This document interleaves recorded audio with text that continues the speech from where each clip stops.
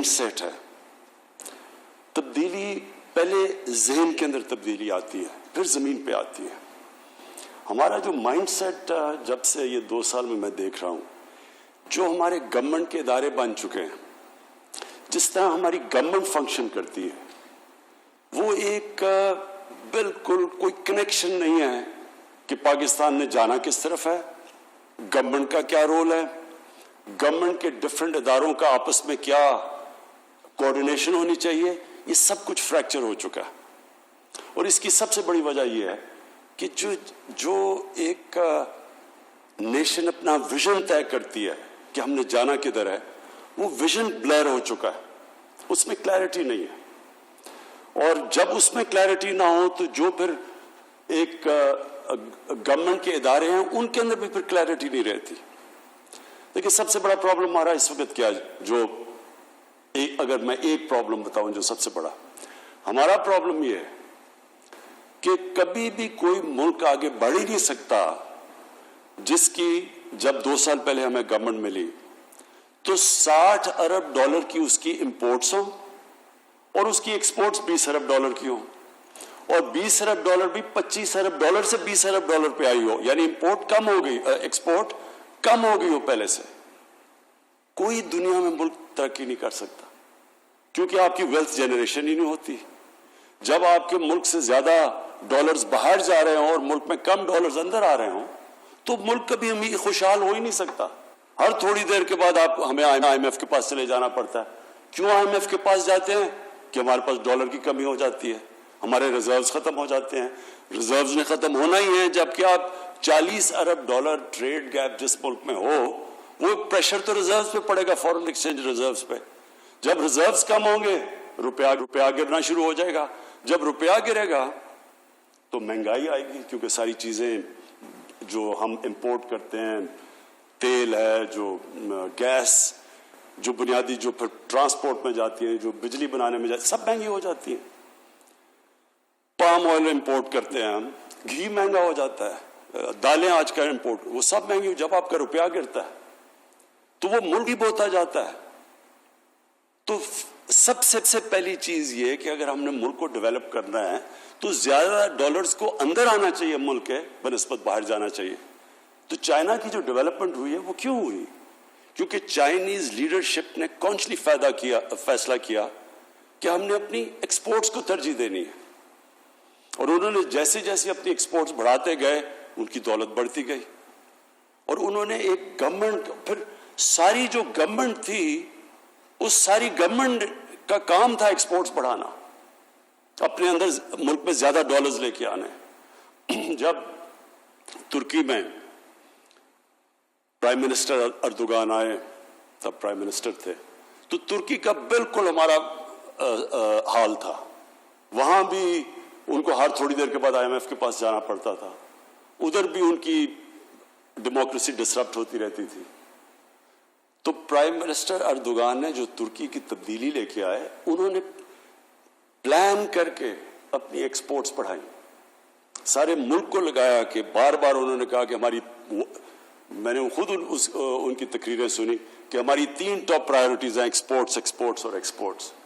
تو ہم نے تو کبھی کسی سے یہ نہیں سنا کہ آج اگر ہمارا وہ ملک جو سب سے 60s کے اندر ایکچولی ہماری ایکسپورٹس بڑھ رہی تھی, 60s کے اندر پاکستان کا ڈائریکشن ٹھیک تھا, انڈسٹریلائز ہو رہا تھا پاکستان, لیکن 70s کے اندر ایک ڈفرنٹ مائنڈ سیٹ آ گیا, وہ بھی کنفیوز مائنڈ سیٹ کہ سوشلزم, اسلامک سوشلزم, اس کے اندر انہوں نے 22 فیملیز کا نام لے لیا کہ جی ساری دولت 22 فیملیز کے پاس چلی گئی ہے. تو اس کا مقصد یہ ہونا چاہیے تھا کہ 22 فیملیز سے ری ڈسٹریبیوشن کرواتے, اس کا جو بھی پروفیٹیئرنگ کو ختم کر کے پروفٹ میکنگ کو اٹریکٹیو کرتے تاکہ اور انویسٹر آتے, 22 کی جگہ اور فیملیز ہو جاتی. لیکن وہ پیسہ جو ان سے ویلتھ کریشن ہوتی وہ پھر نیچے جاتی, تو نیچے سے لوگوں کو اوپر اٹھاتے, جو چائنا نے کیا. بدقسمتی سے وہ مائنڈ سیٹ آ گیا, نیشنلائزیشن آ گئی, ہماری جو ساری انڈسٹرائز ہو رہا تھا پاکستان اس کو چوک کر دیا, اور آج تک پاکستان اس مائنڈ سیٹ سے نہیں نکلا. تو یہ جو آپ نے, یہ بڑا اچھا سٹیپ ہے کہ ہم نے فیصلہ کیا کہ ہم اپنے سٹینڈز بنائیں گے. ہم ان دنیا میں کم ملک ہیں جو کہ اپنے آپ اسٹینٹس بنا رہے ہیں. اور ایکچولی جو ملک نیوکلیر ٹیکنالوجی ڈیولپ کر سکے تو اس کے لیے تو اور بہت چیزیں آسان ہونی چاہیے تھی, لیکن یہ فریکچر تھا. ہماری ڈیفنس پروڈکشن کئی دفعہ ایک جو نیوکلیر ٹیکنالوجی ڈیولپ کری تھی اس کی کوئی پرائیویٹ سیکٹر سے کنیکشن نہیں تھی. امریکہ کے اندر جو ساری گروتھ ہوئی ہے پرائیویٹ سیکٹر میں وہ کنیکٹ ہوئی ہے ان کی ڈیفنس پروٹیکشن سے, اور ملے ہوئے ہیں وہ اکٹھے, تو وہ پاس آن کرتے ہیں ایک دوسرے سے, گین کرتے ہیں. تو ہمارا کوئی کنیکشن نہیں تھا. پھر دوسرا کہ جو انڈسٹری کی اور جو ایکیڈیمیا کی جو لنکیجز تھی وہ بھی نہیں تھی, کیونکہ ساری دنیا میں یہ کنیکٹڈ ہوتے ہیں. آکسفورڈ یونیورسٹی میں انڈسٹریز کنیکٹڈ ہوتی ہیں ویریس کالجز سے اور فیکلٹیز سے, اور اسی طرح پھر وہ دونوں ایک دوسرے کو بینیفٹ کرتی ہیں. یہاں ہم گریجویٹس پروڈیوس کرتے ہیں, بیچارے بے روزگار پھر رہے ہوتے ہیں کیونکہ کنیکشن ہی نہیں ہے ان کا انڈسٹری کے ساتھ یا جو پاکستان کی نیڈز ہیں. تو یہ بھی دوسری چیز بہت صحیح ڈائریکشن کے اوپر آپ نکل گئے ہیں, کیونکہ جس طرح فواد چودھری نے کہا اصل چیز تو ایک ملک کبھی بھی صرف کاٹن بیچ کے, یا جس طرح ملیشیا ایک وقت پہ پرائمری پروڈکٹس ربر اور ٹن بیچ رہا تھا, اس سے تو کبھی وہ ایک قوم نہیں اوپر جا سکتی. قوم تو جب ویلیو ایڈ کرتی ہے اپنے پروڈکٹس پہ تو تب اوپر جاتی ہے. تو چھوٹا سا سنگاپور اگر اس کی 300 ارب ڈالر سے زیادہ ایکسپورٹس ہیں اور ہم 22 کروڑ کے لوگ اور ہماری 25 ارب ڈالر کی اگر ایکسپورٹس بھی ہیں, تو اس میں ایک بڑا غلط ڈائریکشن پہ پاکستان نکلا ہوا تھا. تو اب یہ اس کو ڈائریکشن کو ٹھیک کرنا ہے اور مائنڈ سیٹ کو ٹھیک کرنا ہے. جو ہمیں چیلنج آ رہا ہے گورنمنٹ ڈپارٹمنٹس کو بتانا ہے کہ آپ کا کام ہے کہ اس ڈائریکشن پہ جو بھی ایکسپورٹ انڈسٹری جو بھی ایکسپورٹس کی طرف جا رہا ہے, جو انڈسٹریلائز پاکستان کو کرنا چاہتا ہے, ویلتھ کریشن کی طرف جاتا ہے, ساری گورنمنٹ ڈپارٹمنٹس اس کی مدد کرنی چاہیے.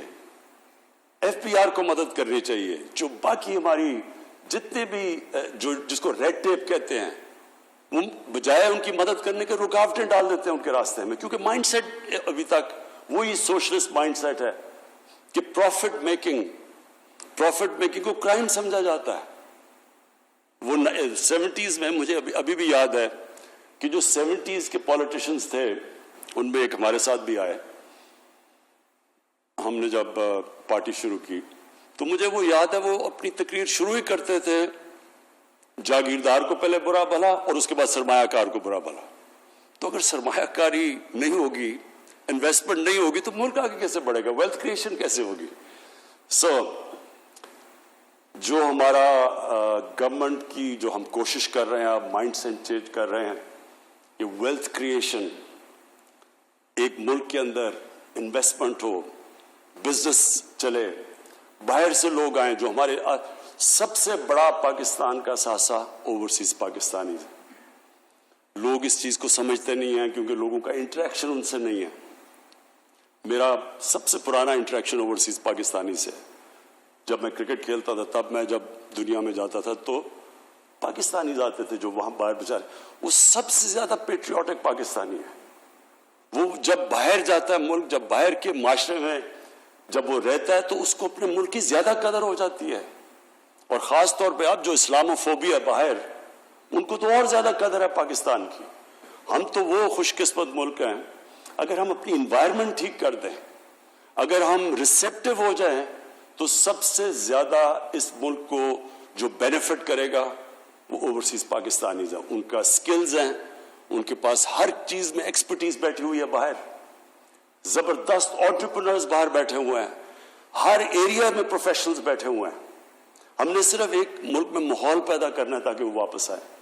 اور بدقسمتی سے جب ہماری گورنمنٹ شروع میں آئی تو مجھے بڑی افسوس ہوا کہ ہم وہ ماحول نہیں پیدا کر پائے. ایک دم آ گیا کہ جی یہ ڈیول نیشنل ہے, یہ تو جس طرح کوئی غدار ہو گیا. وہ ڈیول نیشنل کیوں بنا ہے؟ کیونکہ پاکستان کا بدقسمتی سے ہم نے اپنی فارن پالیسی اتنی بری طرح کنڈکٹ کی, ہمارا امیج اتنا برا تھا کہ ہر پاسپورٹ ٹریول کرنا مشکل ہو گیا تھا.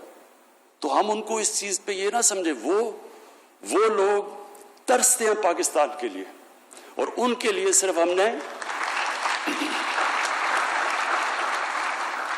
ان کے لیے ہم نے صرف ایک انوائرمنٹ کریٹ کر دی ہے، اور جو ان کے پاس کیپٹل ہے، جو انویسٹمنٹ ہے، کسی کو یہاں اندازہ نہیں ہے کہ جس طرح کی وہ انویسٹمنٹ کر سکتے ہیں اس ملک کے اندر۔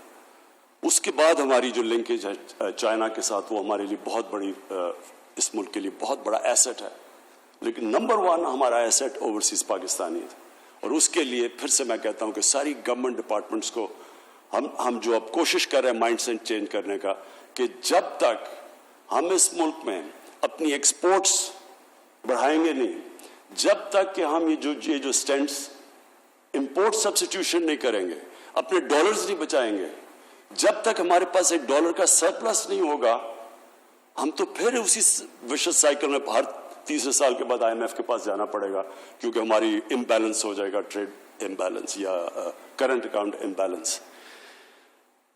اچھا جی، میں آپ کیونکہ مجھے موقع کم ملتا ہے آج کل اسٹوڈنٹ سے بات کرنے کا، تو یہ بڑا ضروری ہے میں آپ سے جو اپنا یہ ایکسپیرئنس شیئر کروں، کیونکہ میرے پاس شاید وہ ایکسپیرئنس ہے جو دنیا میں بڑے کم، پاکستانیوں میں بہت کم لوگوں میں ہے، کہ دونوں ایک پاکستان کا ایکسپیرئنس اور ایک پھر میں نے بڑی ایک طویل عرصہ گزارا مغربی معاشرے میں، اور اس کو بڑا کلوزلی اندر سے اس کو آبزرو کیا، اور پھر میری ایکسپیرئنس اسپورٹس مین کا علیحدہ، پھر ایک پورا ایک ادارہ بنانا، اسکریچ سے کھڑا کرنا پورا ہاسپٹل، اور اس کے لیے جو فنڈ ریزنگ، اور وہ ایک اور ایکسپیرئنس تھا، اور پھر تیسرا پالیٹکس میں ایکسپیرئنس، جو کہ سب سے یونیک ایکسپیرئنس تھا، کہ ایک اپنی پارٹی بنا کے اور یہاں پہنچنا۔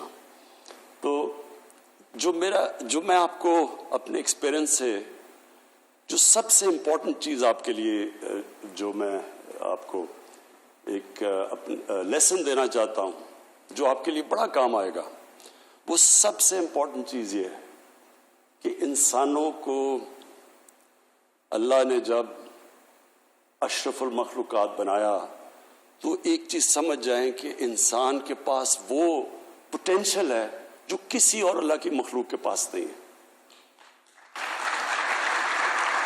جب اللہ نے فرشتوں کو کہا کہ انسان کے سامنے جھکو، تو وہ بڑا ریلیونٹ آپ کے لیے سمجھنا ہے کہ اللہ نے جب شیطان نے نہیں جھکا تو اللہ نے تب کہا کہ میں نے ان کو وہ پاور دی ہے جو تمہیں بھی نہیں دی، جو وہ نالج دی ہے، نالج پاور ہوتی ہے۔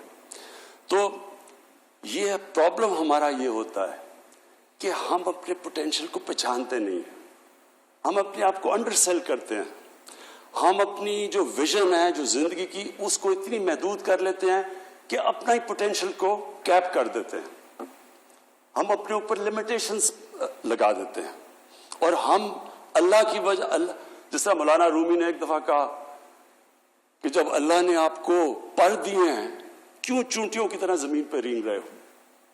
اللہ نے آپ کو وہ پوٹینشل دیا ہے جو شاید ہی کوئی انسان اپنی زندگی میں کوئی 5-10% پہ پہنچتا ہے۔ تو امپورٹنٹ چیز یہ ہے کہ یہ آپ نے پوٹینشل کو کیسے ریئلائز کرنا ہے، کیسے آپ نے اپنے پورے جو اللہ نے آپ کو صلاحیتیں دی ان پہ کیسے پہنچنا ہے۔ تو اس کے جو نمبر 1 ریکوائرمنٹ ہوتی ہے کہ آپ کی ویژن کیا ہے زندگی کی، آپ کیا بننا چاہتے ہیں، اور یہی پھر ایونچولی ملک پہ بھی ٹرانسلیٹ ہوتی ہے کہ ملک کیا بننا چاہتا ہے۔ کیا وہ کسی نے کہا جی ایشین ٹائیگر بننا چاہتے ہیں؟ ایشین ٹائیگر تو کوئی ایک ویژن نہیں ہونی چاہیے ملک کی۔ تو ڈیفائن کریں پہلے کہ آپ ایک انسان کیا بننا چاہتا ہے، اور جب آپ یہ فیصلہ کرتے ہیں کہ آپ کیا بننا چاہتے ہیں، وہ ڈیفائن کرے گا کہ آپ کا پوٹینشل کیا ہے۔ مثلا میں جب کرکٹ کھیلتا تھا تو میرے سے بڑے زیادہ ٹیلنٹڈ لڑکے تھے، لیکن وہ جب ٹیم میں ٹیسٹ ٹیم میں آتے تھے تو وہ سمجھتے تھے کہ بس انہوں نے زندگی میں اچیو کرنا تھا وہ کر لیا، وہ ادھر ہی رک جاتے تھے۔ کئی کھلاڑی جو بہت زبردست کھلاڑی تھے، جیسے انہوں نے کرکٹ چھوڑی، کرکٹ میں بڑی چیزیں سیکھتا ہے۔ دیکھیں آپ مقابلہ سیکھتے ہیں، سپورٹس میں سیکھتے کیا ہے؟ سپورٹس میں سٹرگل کرنا سیکھتے ہیں۔ کوئی بھی اوپر نہیں پہنچ سکتا جب تک ایک بڑے پروسیس سے نہ گزرا ہو، محنت نہ کی ہو اس نے۔ تو جب آپ اوپر پہنچ جاتے ہیں اور آپ ریٹائر ہو گئے، اب جب ریٹائر ہوتا ہے انسان تو کیا اس کا مطلب بس وہ ساری زندگی اب کرکٹ کی باتیں کرتا رہے تو اس کا وہی پوٹینشیل ختم ہو گیا. لیکن اگر اس نے سیکھ لیا اسٹرگل کرنا, تو میری کنٹینشن ہے وہ کسی بھی پروفیشن میں کوئی بھی کام کرنا چاہے وہ کر سکتا ہے, کیونکہ وہ بیسکلی اس کو ایک چیز سمجھ آ گئی کہ زندگی میں اوپر جاتا کیسا انسان. اور اس لیے ہر چیز کے اندر آپ خود ڈیفائن کر سکتے ہیں کہ میں کیا بننا چاہتا ہوں. اس لیے ایک چیز یاد رکھنا کہ انسان کا جو پوٹینشیل ہے وہ لمٹ لیس ہے. آپ جو چاہتے ہیں بن سکتے ہیں, اور اپنی سوچ چھوٹی نہ رکھیں. جو سب سے چھوٹی سوچ ہوتی ہے, جو ویژن ہوتی ہے, وہ پیسہ بنانا ہے. میں اپنی زندگی میں بڑے قابل, اپنی یونیورسٹی میں بھی ملا, HSN میں بھی بڑے قابل لڑکے تھے, لیکن وہ کیوں زیادہ اوپر نہیں گئے؟ مطمئن ہو گئے مٹیریل کمفرٹ سے. جو مٹیریلزم جس کی صرف ویژن یہ اس پہ رک جاتی ہے کہ میں نے پیسہ بنانا ہے, میں نے کمفرٹ کرنا ہے, یہ بڑی چھوٹی ویژن ہوتی ہے. جو میرا نچوڑ ہے زندگی کا وہ یہ کہ ساری زندگی کا فلسفہ نماز کے اندر اس چیز پہ آ جاتا ہے جو آپ اللہ سے مانگتے ہیں کہ اللہ مجھے ان کے راستے پہ لگا جن کو تو نے نعمتیں بخشیں, ان کے نہیں جو غلط راستے اپنی تباہی کے راستے پہ چلے گئے. یہ جو اللہ کہتا ہے نا 5 وقت نماز پڑھو, یہ بھی بائی دا وے میں نے بڑی لیٹ اپنی زندگی میں اس چیز کو سمجھا. یہ ہے زندگی کا آپ کا فلسفہ, کیونکہ جب آپ اس کے اوپر غور کریں گے تو کس کو اللہ نے نعمتیں بخشی؟ اپنے پیغمبروں کو, سب سے زیادہ جو ان کے حبیب تھے نبی صلی اللہ علیہ وسلم, ان کو نعمتیں بخشی. تو کیا ان کی زندگی آسان تھی, کمفرٹیبل زندگی تھی؟ بڑی مشکل زندگی تھی. جیسے ہی اللہ نے ان کو کہا کہ پیغام دو دنیا میں جا کے, تو جیسے ہی وہ اللہ کے پیغمبر بنے ان کی زندگی تو مشکل ہوتی گئی. تو کیا ہم وہ مشکل زندگی مانگ رہے ہیں؟ وہ ہے. اور اس کے اندر جو دوسری چیز اب آتی ہے کہ ہم سب کیا چاہتے ہیں زندگی میں؟ خوشی چاہتے ہیں نا. ہم جو بھی چیز ہم سمجھتے ہیں پیسہ بنائیں گے تو ہمیں خوشی مل جائے گی, ہم سمجھتے ہیں کہ شادی ہوگی, بچے ہوں گے, خوشی مل جائے گی, ہم خوشی ڈھونڈ رہے ہوتے ہیں نا. تو یہ کیوں اللہ نے کہا ہے کہ ہم صرف ایک چیز مانگے نماز میں, ان کے راستے پہ لگاؤ جن کو تو نے نعمتیں بخشی. تو ان سارے پیغمبروں کے بڑے مشکل راستے تھے, اور سب سے بڑے جو اللہ نے سب سے زیادہ جو اللہ کے سب سے قریب تھے انسان, ان کی تو آپ زندگی پڑھ لیں. جو 23 سال تھے نبوت کے بعد, وہ بڑے مشکل تھے ان کے لیے. لیکن اس سے کیا چیز اور سامنے آتی ہے کہ ہم جو خوشی ڈھونڈتے ہیں, ہم ڈھونڈتے ہیں جسمانی خوشیوں کے اوپر, پیسے سے اور جو بھی نشے سے. یہ ساری عارضی پلیجر سیکنگ کو ہم کنفیوز کر دیتے ہیں خوشی سے. خوشی آتی ہے جب آپ کی روح خوش ہوتی ہے. روح آپ کی تب خوش ہوتی ہے, روح کنیکٹڈ ہے اللہ کے ساتھ, اس لیے روح آپ کی تب خوش ہوتی ہے جب اس راستے پہ چلیں جن کو اللہ نے نعمتیں بخشی. یہ ایکچولی میری ساری زندگی کا یہ تجربہ یہ کہ ہم ڈھونڈتے ہیں خوشی غلط جگہ. ہم جب شروع میں یہاں فلمیں دیکھتے تھے, ویسٹرن فلمیں, جب میں پہلی دفعہ انگلینڈ گیا تو ہماری عجیب عجیب کانسیپٹ تھے خوشی کے, کہ خوشی کیا ہے, ہم یاٹ پہ جا رہے ہیں سمندر میں, یہ بڑی خوشی ہے جناب. بیچ پہ وہ ہم تو یہ دیکھتے تھے نا, ہم نے تو فلموں میں دیکھا ہوتا. تو جب ہم بیچ پہ پہنچے کرکٹ کی وجہ سے, تو ہم نے دیکھا ہم پاگل ہو گئے. گرمی کے اندر ہم لیٹے ہوئے ہیں, ہم یہاں 6 مہینے گرمی سے بچتے ہیں, ادھر ہم گرمی میں لیٹے ہوئے ہیں کہ جناب, کیونکہ ہم نے سنا تھا یہی ہے خوشی کا طریقہ. یا پھر وہ کشتی پہ جاؤ جی یاٹ کے اوپر ہالیڈیز, وہ بھی جب گئے مجھے تو سی سکنس ہو گئی دوسرے دن. تو ہم خوشی جو سمجھتے ہیں کہ جدھر خوشی ہے ادھر نہیں ہے. خوشی آپ کو ملتی ہے جب آپ کی روح خوش ہوتی ہے. اور روح خوش میری کب ہوئی؟ کیونکہ مجھے تو کرکٹ میں سب سے زیادہ اپنے جب میں کھیلتا تھا اللہ نے مجھے وہ کامیابی دی اور وہ ہائٹس دی جو اس وقت تو کسی کو نہیں ملی تھی. لیکن جب شوکت خانم کینسر ہاسپٹل کا دروازہ کھلا پہلے دن, میں آپ کو بیان نہیں کر سکتا کہ جو مجھے خوشی تب ملی.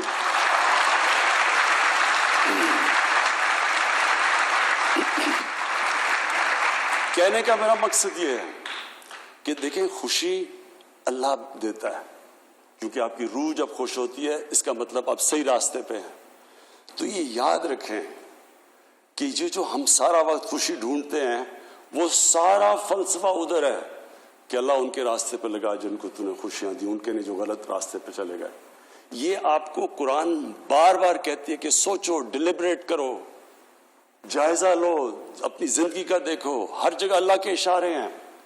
جتنا آپ اس کے اوپر کانسنٹریٹ کریں گے کہ وہ آپ کو شو کرے گا کہ آپ کا راستہ کیا ہے، جو آپ کا قبلہ کیا ہے، زندگی کا مقصد کیا ہے۔ دو چیزیں سائنس آپ کو کبھی نہیں بتا سکے گی کہ اس دنیا میں آنے کا مقصد کیا ہے اور جب ہم مرتے ہیں تو اس کے بعد ہمیں کیا ہوتا ہے۔ اس کی صرف اور صرف آنسر اللہ نے جتنے بھی دنیا میں اپنے مذہب دیے ہیں انہی کے اندر صرف آنسر ہے، کسی سائنس میں نہیں اس کی آنسر۔ اور وہ اس کے اوپر وہ سارا فلسفہ ختم ہو جاتا ہے اس چیز کے اوپر کہ اللہ ان کے راستے پہ لگا جن کو تو نے نعمتیں بخشی۔ آپ سب کے لیے جو سب سے امپورٹنٹ چیز ہے کہ آپ کی ویژن کیا ہے، یہ ڈٹرمن کرے گا آپ کا پوٹینشیل کتنا ہوگا، کدھر تک آپ دنیا میں پہنچیں گے۔ نمبر 2، جتنی آپ کی بڑی ویژن، اونچی ویژن ہوگی اتنی آپ کو مشکلوں کا سامنا کرنا پڑے گا۔ زندگی جب آپ سٹرگل کر رہے ہوتے ہیں اور جب آپ بڑی کسی بھی ویژن کی طرف جا رہے ہوتے ہیں، کبھی سٹریٹ لائن میں زندگی نہیں جاتی، ہمیشہ سائیکلز میں جاتی ہے۔ جو آپ کو آپ کی کامیابی وہ ڈپینڈ کرے گی کہ آپ دونوں اوپر اور نیچے سائیکل پہ آپ کیسے ریئیکٹ کرتے ہیں۔ جو اوپر کے سائیکل کے اوپر کمپلیسنٹ ہو جاتا ہے اس کا مطلب کہ اس کا نیچا سائیکل زیادہ ہو جاتا ہے، اور جو نچلے سائیکل کے اوپر جب برا وقت ہوتا ہے اس میں سیکھتا ہے، سول سرچنگ کرتا ہے، اپنی غلطیوں کا جائزہ لیتا ہے، پھر محنت کر کے پھر جب آتا ہے تو اس کا سائیکل وہ اور اوپر چلا جاتا ہے۔ اس طرح دنیا کی زندگی کی سٹرگل جاتی ہے۔ جو نچلے سائیکل کے اوپر ڈیمورلائز ہو جاتا ہے، بڑے بڑے بزنسز میں نے اپنی زندگی میں دیکھے، جب ان کو لاس ہوا، جب بزنس میں پرابلمز آئے تو انہوں نے شارٹ کٹ لے لی، انہوں نے فراڈ کر دیا بچنے کے لیے۔ تو جب آپ نچلے سائیکل کے اوپر ڈیمورلائز ہو جاتے ہیں، آپ کوئی فراڈ کرتے ہیں، وہ آپ کی زندگی کا پوٹینشیل ختم ہو جاتا ہے۔ اس کا مطلب کہ آپ اوپر نہیں واپس آ سکتے۔ تو جو نچلے سائیکل کے اوپر جب مشکل وقت ہوتا ہے اس میں صبر کرتا ہے، اللہ قرآن میں کہتا ہے کہ میں تمہیں بار بار آزماؤں گا۔ اللہ کی آزمائش بار بار آتی ہے۔ نبی صلی اللہ علیہ وسلم کے اوپر کتنی آزمائشیں آئیں، تو کبھی کسی نے آپ ان کی کتنی بھی لائف ہسٹری پڑھے، کبھی کسی نے ان کو ڈیمورلائز دیکھا، کبھی کسی نے ان کو دیکھا کہ وہ ڈپریس ہو گئے ہیں۔ وہ ہر آزمائش کو لیتے تھے اللہ کی طرف سے، اور پھر جو مقام اللہ نے ان کو دیا، تو کسی نے بھی، آپ چاہے اسلام کے آپ مسلمان ہیں یا نہیں، دنیا کی تاریخ میں کسی انسان کو وہ مقام ملا نہیں، نہ مل سکتا ہے جو نبی صلی اللہ علیہ وسلم کو ملا۔ اور اس کی وجہ ہے، اور اسی لیے قرآن کے اندر ہمیں کہا گیا کہ ان کی زندگی سے سیکھو، ان کی سنت پہ چلو۔ یہ بھی بڑا امپورٹنٹ ہے آپ کے لیے سمجھنا۔ میں نے کئی دفعہ لوگوں سے بات کرتا ہوں اس چیز کی، تو لوگ مجھے کہتے ہیں کہ جی وہ تو اللہ کے پیغمبر تھے، تو ہم ان کی زندگی کیسے ہم ان کو کیسے فالو کر سکتے ہیں؟ قرآن نے اس لیے ہمیں کہا ہے، اللہ کو نہیں پتا وہ ان کے پیغمبر تھے، لیکن اللہ نے ہمیں کہا ہے کہ ان کی زندگی پہ چلو، ان کی زندگی سے سیکھو، ان کی سنت پہ چلو۔ مطلب اس کا یہ ہے کہ اگر آپ نے اوپر جانا ہے تو ان کی زندگی سے سیکھو، کیونکہ وہ ایک رول ماڈل ہے، ان کو اپنا رول ماڈل بناؤ۔ ہم ان کو صرف یعنی جو نیگیٹو سائڈ ہے سیکولرزم کی، ہم یہ کیا کر دیتے ہیں کہ اس کو دین کے اندر ساری نبی صلی اللہ علیہ وسلم کی زندگی اور قرآن کو دین کی طرف کر دیتے ہیں، اپنی زندگی کو علیحدہ کر دیتے ہیں۔ یہ ہمارا سب سے بڑا پرابلم ہے۔ وہ ہماری ڈیلی زندگی کے اندر لیسنز آتے ہیں، جتنی آپ ان کی زندگی سٹڈی کریں گے آپ کو ہر وقت زندگی کے اندر وہ ڈائلیماز ہوں گے 5 वक्त की नमाज क्यों है? क्योंकि दिन में मुझे कई दफा दिन में कितनी दफा होता है कि 2 रास्ते आ जाते हैं, इस रास्ते पे जाना है, इस रास्ते पे जाना है। कई दफा आपको ये प्रॉब्लम, आपको हर वक्त जितनी आप स्ट्रगल करते रहेंगे आपके सामने 2 रास्ते आ जाएंगे, और वही होता है आपकी कामयाबी या आपकी फेलियर के रास्ते। वही है कि उनके रास्ते जिनको नेमतें बख्शी, या वो रास्ते पे चले जाओ जो आपकी तबाही का रास्ता है। और फिर एक कुरान की आयत है कि कई चीजों को जो आप अच्छा समझते हैं वो आपके लिए बुरी हैं, और जिनको आप बुरा समझते हो आपके लिए अच्छी हैं। इसमें भी जब आप गौर करेंगे तो आप समझेंगे कि हमारे सामने हमेशा टेम्पटेशन होती है आसान रास्ता ले लो। कई दफा टेम्पटेशन आती है कि कौन स्ट्रगल करे सारा वक्त, सुबह उठो वो सारे डाकू इकट्ठे होके कभी कुछ करें कभी कोई, आसान रास्ता ले लो, कॉम्प्रोमाइज कर दो, इनको माफ कर दो, इनको एनआरओ दे दो। आसान रास्ता है, जिंदगी आसान हो जाएगी, चुप करके आराम से हम भी पार्लियामेंट में तकरीरें करेंगे, 4-3 साल गुजर जाएंगे। लेकिन ये तबाही का रास्ता है। ये याद रखें कि जो आपकी बेहतरी का रास्ता है वो हमेशा आसान नहीं होता, उसमें बड़े फैसले करने पड़ते हैं, मुश्किल फैसले करने पड़ते हैं, और वही मुश्किल फैसले आपको ऊपर लेके जाते हैं। तो आपको अल्लाह ने बड़ी जबरदस्त अपॉर्चुनिटी दी है। नस्ट की जो भी डायरेक्टर साहब आपने बातें की, मुझे बड़ी खुशी होती है कि हमारी एक यूनिवर्सिटी, क्वालिटी की यूनिवर्सिटी बन रही है, और इतने थोड़े टाइम में, क्योंकि 29 साल 30 साल तो कोई जिंदगी नहीं है यूनिवर्सिटी की, उसके अंदर एक माशाल्लाह आपकी स्टैंडर्ड्स आ रही हैं, आप नई चीजें कर रहे हैं, आप होप दे रहे हैं मुल्क को। आपको देखते देखते अब और भी यूनिवर्सिटीज कोशिश करेंगी, उनकी भी लिंकेजेस इंशाल्लाह हम करेंगे इंडस्ट्री के साथ, ताकि वो भी मेहनत करें और वो भी अपने डेवलप करें, नई चीजें करें। तो आप एक रास्ता भी दे रहे हैं बाकी एकेडमिक इंस्टीट्यूशंस को, और मुझे ये बड़ी खुशी है, मुझे ये बड़ी खुशी है कि ये आप ये ट्रेल ब्लेज कर रहे हैं बाकी एकेडमिक इंस्टीट्यूशंस के लिए। और मैं आपको ये श्योर करता हूं कि हमारी गवर्नमेंट पूरी आपकी सपोर्ट करेगी, सारी एक हायर एजुकेशन की, नॉलेज इकोनॉमी की, बल्कि एजुकेशन की हम पूरी सपोर्ट करेंगे। हमारा जैसे जैसे हमारे, और इंशाल्लाह मुल्क सही रास्ते पर निकला हुआ है, जैसे जैसे हमारे फाइनेंशियल हालात बेहतर होते जाएंगे, जो हम वेल्थ क्रिएट करने की कोशिश कर रहे हैं, जैसी हमारी मुल्क में वेल्थ क्रिएशन होगी, तो नंबर 1 प्रायोरिटी हमारी होगी नॉलेज इकोनॉमी की तरफ। अपने एजुकेशन के ऊपर, हायर एजुकेशन पे, रिसर्च पे हम मैक्सिमम अपनी तवज्जो दें, ताकि वो इतना बड़ा हमारा पोटेंशियल है, हमारा सेकंड यंगेस्ट पॉपुलेशन है, एंटरप्राइजिंग लोग हैं हमें अगर एक्सपर्टीज चाहिए तो हमारे ओवरसीज पाकिस्तानीज बैठे हुए हैं, हर किस्म की हम एक्सपर्टीज अट्रैक्ट कर सकते हैं वापस पाकिस्तान में। हमने जब शौकत खानम कैंसर हॉस्पिटल बनाने शुरू किया तो सब ने मुझे कहा नहीं बन सकता, क्योंकि उन्होंने कहा एक स्पेशलिस्ट कैंसर हॉस्पिटल के लिए आपको एक्सपर्टीज चाहिए, पाकिस्तान में नहीं है। जिस तरह मिडिल ईस्ट के अंदर जितने भी कैंसर हॉस्पिटल्स हैं उनके अंदर एक्सपर्टीज सारी बाहर से दुनिया फॉरेनर्स आके काम करते हैं, लेकिन हम क्यों बना सके? क्योंकि हमारे पास बाहर हर किस्म के एक्सपर्ट्स बैठे थे, डॉक्टर्स बैठे थे। जैसे हमने उनको एनवायरनमेंट दी वो पाकिस्तान आ गए और उन्होंने वो एक कामयाब हॉस्पिटल चला दिए, जो कि आज दोनों शौकत खानम को एक इंटरनेशनल एक्रेडिटेशन है, जॉइंट कमीशन इंटरनेशनल की, ये दुनिया में सर्टिफाई करते हैं हॉस्पिटल्स की क्वालिटी।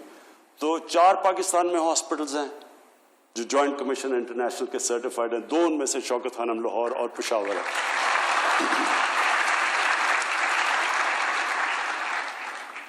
मैं फिर से जी आपको मुबारक भी देता हूँ, और आखिर में मेरा लास्ट वर्ड आप सबके लिए, अपने स्टूडेंट्स के लिए ये है कि देखें, जब मैं क्रिकेट खेलने गया पहली दफ़ा इंग्लैंड, 18 साल का था मैं, तो हमारे सीनियर प्लेयर्स ने हमें कहा कि, और उन दिनों में तो नई नई आज़ादी मिली थी ना, तब तो बड़ा इन्फ्लुएंस था कॉलोनियलिज्म का, तो उन्होंने कहा कि देखो अंग्रेज से तो जीतना का सवाल ही नहीं पैदा होता, हम अगर इज्जत से हार के आगे तो बहुत बड़ी कामयाबी होगी। अब ये सोचें कि 18 साल का लड़का वो बड़े ख्वाब देख रहा था और उन्होंने आगे से कहते कि जी इज्जत से हार गए तो बहुत बड़ी कामयाबी होगी। तो माइंड सेट था, और वो 10 साल तक जब मैं क्रिकेट खेलता रहा, हमारी टीमें अच्छी भी हो गई, हम जीते हुए मैच हार जाते थे, کیونکہ ہمارے میں سیلف بلیف ہی نہیں تھا. ہم اپنے آپ کو بلیو ہی نہیں کرتے تھے کہ ہم جیت سکتے ہیں.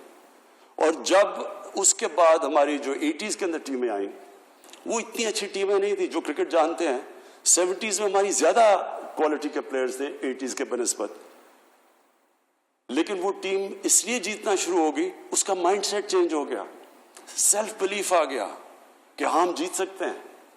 اسی طرح پاکستان میں ہم ایک سیلف بلیف چاہیے کہ ہم سب کچھ پروڈیوس کر سکتے ہیں, ہمارے میں ابیلٹی ہے, ٹیلنٹ ہے, سب کچھ ہے, لیکن سیلف بلیف نہیں ہے. اور سیلف بلیف آپ کے انڈیویجولز کے لیے اسٹرگل سے آتی ہے. جب آپ ایک نچلے سائیکل سے پھر اوپر اٹھتے ہیں, آپ کے اندر کانفیڈنس آ جاتا ہے کہ میں مقابلہ کر سکتا ہوں مشکل وقت کا. جیسے جیسے آپ یہ سائیکل سے اوپر جاتے جاتے ہیں, آپ میں ایونچولی سیلف بلیف آ جاتی ہے. سیلف بلیف یہ ہوتی ہے کہ جو بھی مشکل آئے گی میں اس کا مقابلہ کر سکتا ہوں. اور وہ ہوتی ہیں پھر ایک وننگ سوچ آ جاتی ہے. وہ ایک قوم میں آ جائے قوم اٹھ جاتی ہے, وہ ایک انڈیویجول میں آ جائے وہ اوپر آ جاتا ہے. یہ جو ایک کرکٹ ٹیم میں آ جائے اس کو کوئی ہرا نہیں سکتا جب اس اپنے آپ اندر بلیو کرنا شروع کرتی ہے. یہ ہماری کوشش ہے کہ پاکستانیوں کا مائنڈ سیٹ چینج کریں, کہ اپنے اندر بلیو کریں کہ کوئی بھی ہم دنیا کا کوئی بھی ہمارے سامنے آئے ہم سب کا مقابلہ کر سکتے ہیں. بہت بہت شکریہ. وزیر اعظم عمران خان اسلام آباد میں نرس یونیورسٹی میں تقریب سے خطاب کر رہے تھے. انہوں نے کہا کہ دوہری شہریت والے پاکستان کے لیے ترستے ہیں.